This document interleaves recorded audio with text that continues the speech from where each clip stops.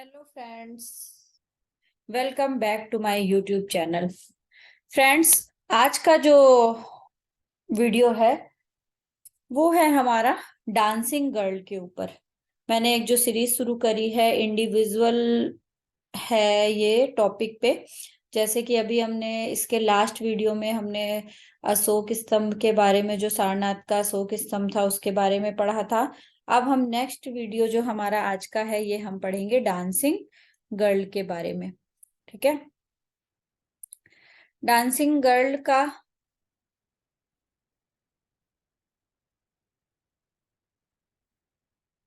तो dancing girl most most important है। मैंने ऑलरेडी जो वीडियो इंडस वैली सिविलाइजेशन का बनाया है उसमें बहुत सारी चीजें क्लियर करी हुई हैं।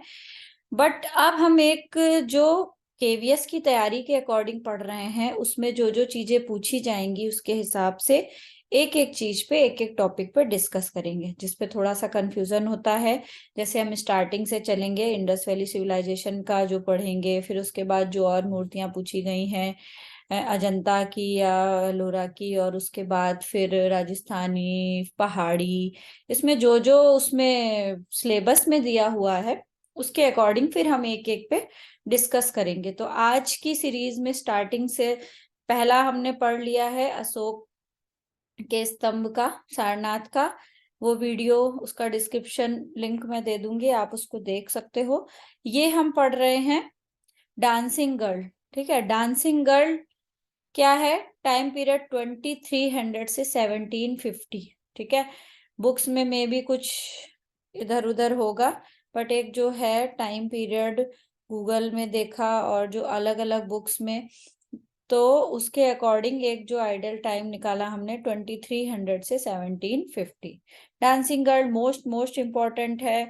जो भी बच्चे कला के विद्यार्थी हैं वो चाहे किसी भी चीज की, किसी भी सब्जेक्ट, मतलब सॉरी किसी भी एग्जाम की तैयारी कर रहे हैं उनके लिए डांसिंग गर्ल बहुत इंपॉर्टेंट है। उनको उसकी एक एक चीज के बारे में पता होना चाहिए। ठीक है। मोस्ट इंपॉर्टेंट है डांसिंग गर्ल स्कल्पचर। कुछ की पॉइंट्स हैं, हम उसको देख लेते हैं। डांसिंग गर्ल एक प्रागैतिहासिक कांस्य मूर्ति कला है। आद्य प्रागैतिहासिक बोल सकते हैं या आद्य प्रागैतिहासिक कांस्य मूर्ति कला है। इसमें कंफ्यूज नहीं होना है और कोई कंट्रोवर्सी नहीं है कि प्रागैतिहासिक लिख दिया तो प्री हिस्टोरिक टाइम की आद्य प्रागैतिहासिक भी बोल सकते हैं और प्रागैतिहासिक भी बोल सकते हैं। ठीक है। कांस्य मूर्ति कला है। क्या है? ब्रॉन्ज। कांस्य को क्या बोलते हैं हम इंग्लिश में? ब्रॉन्ज स्कल्पचर, जो खोई मोम की ढलाई यानी लॉस्ट वैक्स प्रोसेस में बनाई गई है। मोस्ट इंपॉर्टेंट है सबसे पहली लाइन। उसके बाद नेक्स्ट लाइन पढ़ते हैं। 2300 से 1750 ईसा पूर्व सिंधु घाटी सभ्यता के शहर मोहनजोदड़ो, दो मोस्ट और जो मेजर वहां के शहर मिले जिसपे सबसे ज्यादा खुदाई के बाद अवशेष मिले, तो क्या था? मोहनजोदड़ो और हड़प्पा। ज्यादातर चीजें आप देखोगे किसी भी एग्जाम में मोहनजोदड़ो या हड़प्पा से ही पूछी जाती है।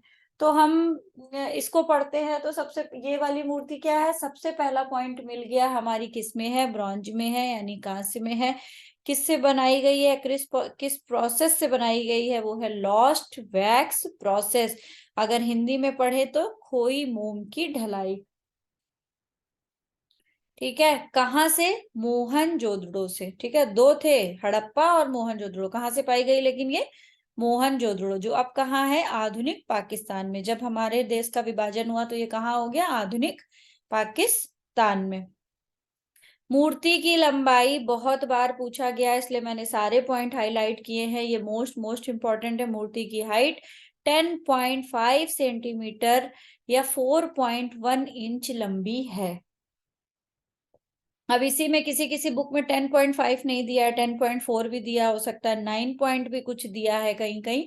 बट कंफ्यूजन हो जाता है क्योंकि हम अलग अलग बुक से जब पढ़ते हैं तो हम सोचते हैं हमने जो बुक पढ़ा है वो सही है, दूसरा सोचता है हमने जो बुक पढ़ा है वो सही है। बट एक जो इसका माना गया है वो 10.5, ज्यादातर जगह 10.5 सेंटीमीटर ही आपको मिलेगा। तो क्या हो गया? ये चीजें आपको बिल्कुल रट लेनी है, दिमाग में छाप जानी चाहिए, क्योंकि ऑलरेडी जो अब एग्जाम आ रहा है या अब अपकमिंग एग्जाम में केवी का एग्जाम आएगा तो उसमें भी इससे रिलेटेड कुछ क्वेश्चन आ सकते हैं।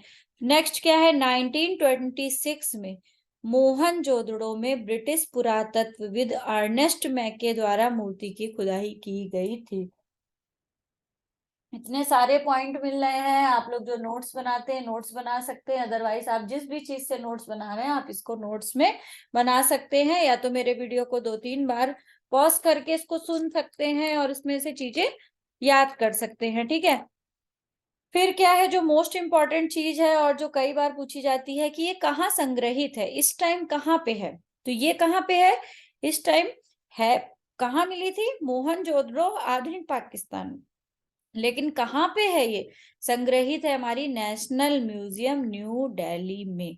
कब मिली थी, 1947 में, भारत के विभाजन के समय, मतलब इंडिया को कब ये हस्तांतरित हुई थी, 1947 में भारत के विभाजन के समय भारत को आवंटित किया गया था।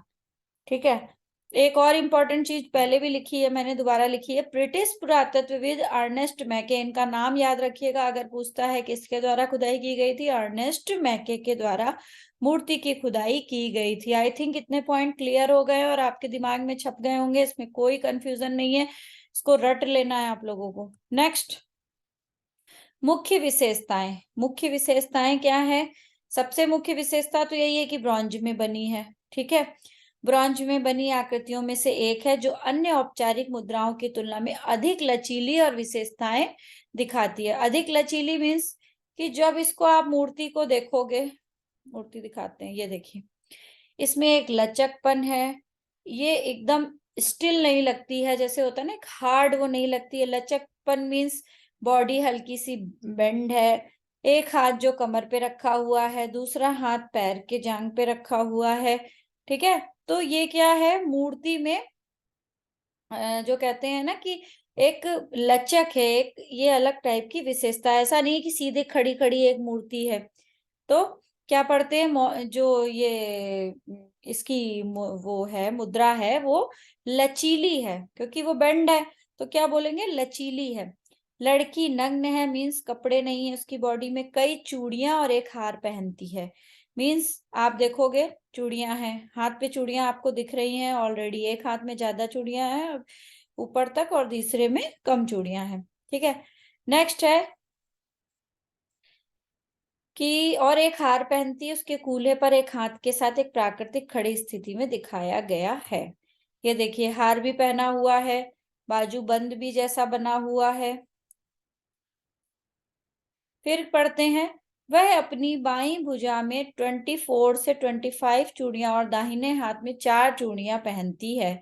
नेक्स्ट फिर हम स्लाइड करते हैं, ये देखिए एक हाथ में कितनी सारी चूड़ियां दिख रही है और दूसरी हाथ में केवल 4 चूड़ियां दिख रही है। ठीक है, वह अपनी उसके बाएं हाथ में कोई वस्तु थी जो उसकी जांग पर टिकी हुई है, दोनों भुजाएं समान रूप से लंबी हैं। जो भी दोनों मतलब बॉडी के जो दोनों हाथ हैं और देखो नीचे के पैर भी हैं, वो सब एक समान मुद्रा से हैं और एक लंबे मतलब लंबे दिखाए गए। ऐसे नहीं है कि बौनी आकृति है या बौने हाथ पैर बने हुए, तो कैसी है उनके हाथ पैर भुजाएं जो है लंबी बनी हुई हैं। उसके हार में 3 बड़े पेंडेंट हैं, उसने अपने लंबे बालों को एक बड़े बन के स्टाइल किया जो उसके कंधे पर टिका हुआ है। देखिए हार देखिए 3 वो अलग से दिख रहे हैं। अब हम फोटो देख के इसको क्लियर कर लेते हैं। पीछे क्या है, एक जूड़ा जैसा बन जैसा बना हुआ है। ठीक है, आंखें आंखें क्या है, आधी खुली हुई दिखाई गई हैं। जो बच्चे बीएफए एमएफए में हैं या जिनको इसको और अधिक डिस्क्राइब करना है, जो उसको और अच्छे से लिख सकते हैं, उनके लिए ये पॉइंट बहुत हेल्पफुल रहेंगे। मूर्ति को देखिए, मूर्ति को डिस्क्राइब करना आना चाहिए। अगर आपने फोटो देखी, स्कल्पचर देखा और अगर आप उसको अच्छे से डिस्क्राइब नहीं कर पा रहे हो तो मार्क्स कम मिलते हैं। तो हमें इसको अच्छे से डिस्क्राइब करना है, टू द पॉइंट लिखना है। ये नहीं कि ये मूर्ति सुंदर है, ये मूर्ति बहुत अच्छी है, ये मूर्ति इस अवस्था में मिली, ऐसे कुछ। मूर्ति की क्या मुख्य विशेषताएं हैं, आपने अगर 5 पॉइंट में भी लिख दिया तो आपको नंबर सॉलिड मिलते हैं। तो जो चीजें होती हैं वो एकदम सॉलिड होती है। अगर आपको पता है तो वो क्लियर आप लिख रहे हो, उसका मतलब कि आपने अच्छे से पढ़ा है। आपको नहीं पता, एक हाथ में ज्यादा चूड़ी एक हाथ में कम, तो आप कैसे लिखोगे? आप तो लिखोगे दोनों हाथ में चूड़ी है, बट आपने अगर एक लाइन जोड़ी, एक हाथ में इतनी चूड़ी लगभग और दूसरे हाथ में 4 चूड़ी, दैट मीन्स कि आपने स्कल्पचर को अच्छे से स्टडी किया, अच्छे से देखा। पीछे सर की तरफ एक जूड़ा जैसे लड़कियां बनाती, बन जैसा जूड़े का, वो बना हुआ दिखाई दे रहा है। हार पहना है, उसमें 3 हार में लड़ी जैसी दिखाई दे रही हैं। तो ये सारी चीजें मोस्ट इंपॉर्टेंट होती हैं, ठीक है। फिर बाल के बारे में भी पढ़ लिया, मूर्ति आपने देख ली। नेक्स्ट पढ़ते हैं। इसी तरह की एक कांस्य प्रतिमा मैके द्वारा 1930 से 31 में अपने अंतिम पूर्ण सत्र के दौरान डीके जी क्षेत्र में मोहनजोदड़ो के एक घर में पाई गई थी। अब क्या हुआ, एक मूर्ति तो मिली थी, दूसरी एक और मूर्ति मिली थी। संरक्षण साथ ही शिल्प कौशल की गुणवत्ता प्रसिद्ध डांसिंग गर्ल की तुलना में कम है। बहुत कम लोगों को ये बात पता है कि जो डांसिंग गर्ल ये वाली मूर्ति मिली, जो नेशनल म्यूजियम न्यू दिल्ली में है, एक इसी के बराबर डांसिंग गर्ल मूर्ति और मिली थी। यह दूसरी जो मूर्ति है वो कहाँ पे है? ये पाकिस्तान के नेशनल म्यूजियम में है। कंफ्यूज नहीं होना है। जो मूर्ति जो सबसे ज्यादा पूछी जाती है डांसिंग गर्ल की, और जिसकी इतनी सारी विशेषताएं हैं, वो हमारे नेशनल म्यूजियम न्यू दिल्ली में ही है। बट अगर घुमा के आता है कि उसमें नेशनल म्यूजियम का ऑप्शन ही नहीं है न्यू दिल्ली, तो आप क्या लगाओगे? आपको ये बात पता है कि एक और मूर्ति मिली है कांस्य की, जो कहाँ पे है? पाकिस्तान के नेशनल म्यूजियम में है, बट इसके कंपेयर में वो उतनी बेटर नहीं है। 1930 से 31 में ही मिली थी। किसको? मैके को। हम फोटो से देखते हैं, अभी मैं लास्ट में दिखाऊंगी इस फोटो को, ठीक है। तो ये एक पॉइंट अलग था जो आपके लिए बोनस था। नेक्स्ट पढ़ते हैं। हालांकि उससे कोई जरूरी नहीं है कि क्वेश्चन पुट अप हो, मेन हमारा उसी से पूछता है जो हमारी नेशनल म्यूजियम न्यू दिल्ली में, क्योंकि वही बहुत ज्यादा फेमस है। कांस्य प्रतिमा का उत्खनन। उत्खनन में कई अलग अलग विचार हैं। सबसे पहला तो ये है कि 1926 में मोहनजोदड़ो में उत्खनन के बाद यह और अन्य खोज शुरू में लाहौर संग्रहालय में जमा की गई थी। मीन्स जब ये इसका खुदाई हुई तो ये कहाँ पे जमा कर दी गई थी? लाहौर संग्रहालय में, जो लाहौर म्यूजियम में था, वहां जमा कर दी गई थी। देन क्या हुआ, बाद में नई दिल्ली के जो आर्कियोलॉजी थे, वहां का जो मेन ऑफिस था, वहां इसको दे दिया गया। कब दिया गया? नए पाकिस्तानी अधिकारियों ने अपने क्षेत्र में खुदाई की और मोहनजोदड़ो के टुकड़ों को वापस करने का अनुरोध किया, लेकिन भारतीय अधिकारियों ने इनकार कर दिया। मीन्स जो पाकिस्तान के लोग थे, अधिकारी थे, वहां के आर्कियोलॉजी बहुत कह रहे थे कि नहीं, ये हमारा है, मोहनजोदड़ो के टुकड़ों में से है, आप इसे हमें वापस करें। बट लास्ट में क्या हुआ, एक समझौता किया गया जिसके तहत कुल मिलाकर ऑलमोस्ट 12,000 वस्तुएं, जिसमें मिट्टी के बर्तन और अधिकांशतः शेर को दोनों देशों के बीच समान रूप से विभाजित किया। मीन्स फिर एक पैक्ट हुआ, समझौता हुआ, जिसमें कहा गया कि लगभग 1200 वस्तुओं को समान रूप से हम डिवाइड कर लेंगे। कुछ मामलों में इसे बहुत शाब्दिक रूप से लिया गया था। कुछ हार और कमरबंदों के साथ उनके मोतियों को 2 ढेर में विभाजित किया गया था।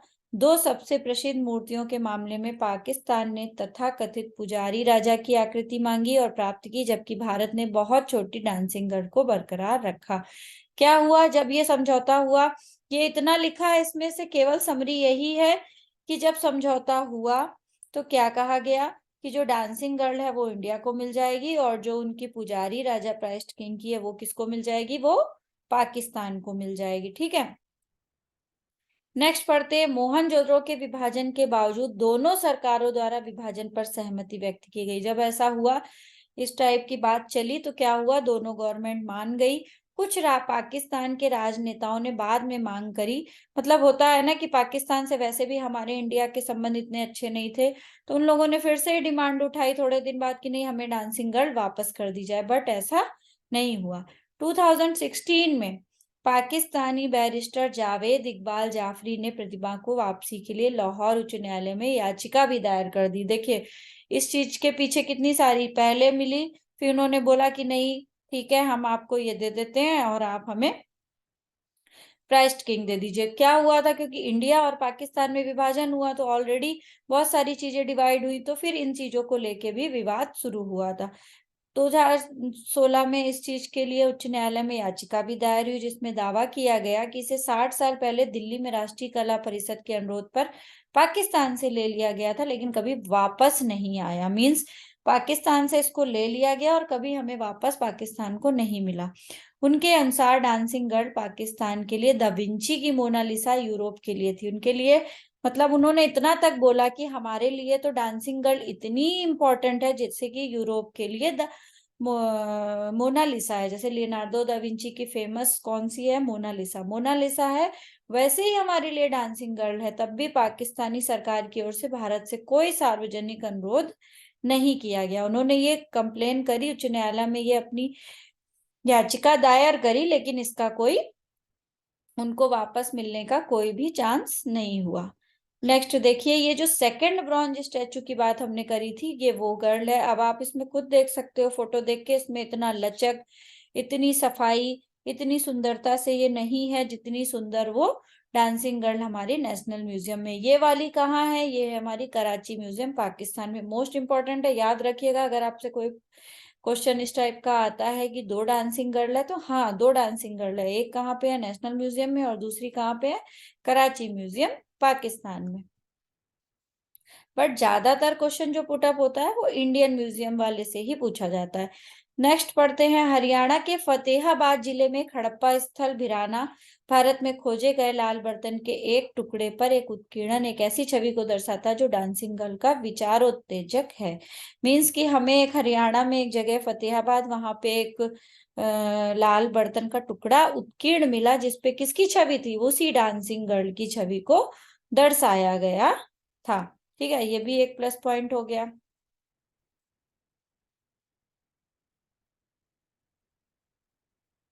तो ये